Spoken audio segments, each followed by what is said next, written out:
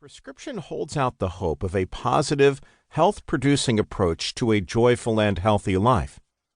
Dr. Colbert challenges us individually to make serious choices, to choose to think and feel differently, to choose to forgive, to choose love, and throughout, to choose to trust God, who created us and desires to heal us. I strongly encourage you to listen to all of this book and to take it to heart. Do what it says to do, and don't delay in it. What you hear here could extend your life and increase your quality of life. It could even save your life. Always bear in mind that God's desire for you is wholeness. The phrase used repeatedly by Jesus was, "Be thou made whole." Wholeness encompasses all that we are as human beings. It includes our mind and emotions, as well as our spirit and physical body, as we surrender our will to do the will of God. Seek wholeness. Ask God for it. Pursue it diligently. What you seek, the Bible promises you will find. What you ask God for, the Bible promises He will grant. What you pursue diligently, the Bible promises you will have. Bill Bright, founder of Campus Crusade for Christ International. Introduction. Isn't anyone happy anymore? My wife Mary and I recently had dinner with a longtime friend and surgeon. Clark is a rising star in the medical profession, good-looking, wealthy, and a great deal of fun to be around. He has been searching for a wife for nearly 20 years. Since my wife and I agree that most women would classify Clark as quite a catch, I asked why he hadn't found someone. Clark's response astonished me. He told me that he dates women frequently, but the relationships always seem to end the same way. He said, "All the women I meet don't just have emotional baggage, they have cargo."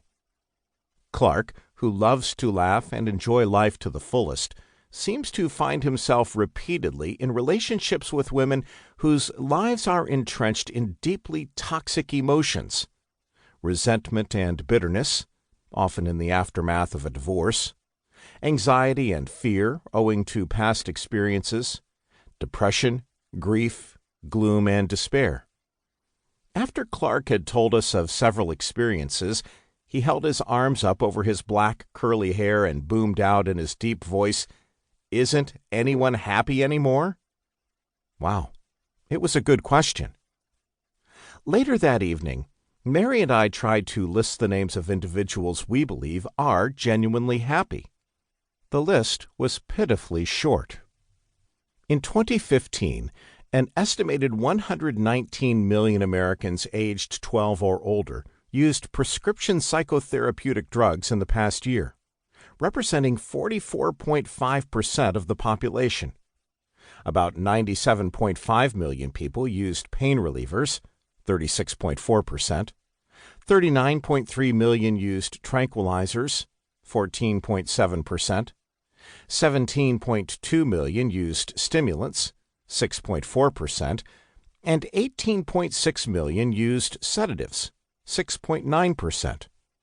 And that's barely the tip of the iceberg of medications and substances such as alcohol, nicotine, and various other stimulants we take each year in an attempt to cope with toxic emotions and the resulting stress. Unfortunately, these medications and treatments don't seem to be stemming the tide. Studies are linking more and more modern diseases to an epidemic of deadly emotions in our culture.